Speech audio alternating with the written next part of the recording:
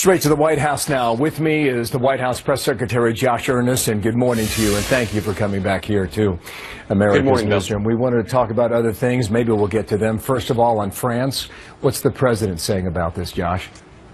Well, Bill, this is an act of terror that we condemn in the strongest possible terms. Right now, the thoughts and prayers of the President, the First Lady, and everybody here at the White House are with the families of those who were killed or injured in this attack.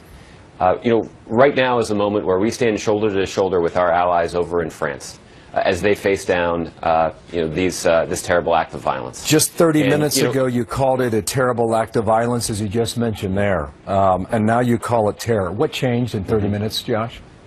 Well, Bill, this is still something that we're looking into. I know that the French president has called this an act of terror. It does seem to be that's exactly what this is. And again, this is an act of violence against innocent civilians. And this is a newspaper that has been targeted in the past.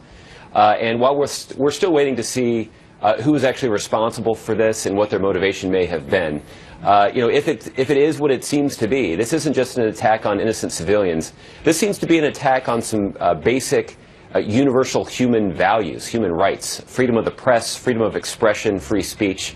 These are values that we hold dear in this country. These are values that our allies over in France hold dear.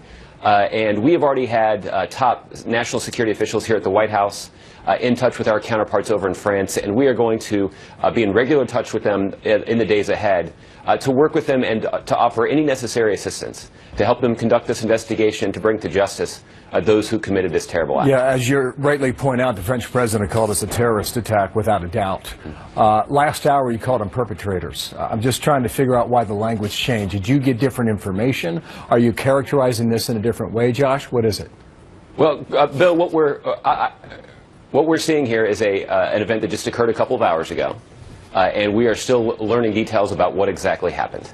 But what is clear is that this is an act of violence, an act of terrorism, that we condemn in the strongest possible terms. And we're going to stand shoulder to shoulder with our allies in France. These are allies who have been stalwart in our international coalition that this president has built to take the fight to ISIL, to degrade and ultimately destroy them. And again, we're not exactly sure who's responsible for this. This is something that we're looking into, and we're going to work with the French to figure it out. But clearly they had experience, Josh, and you can look at the video, and these were men who were out to kill, and kill as many as they possibly could. Has President Obama spoken with the French president?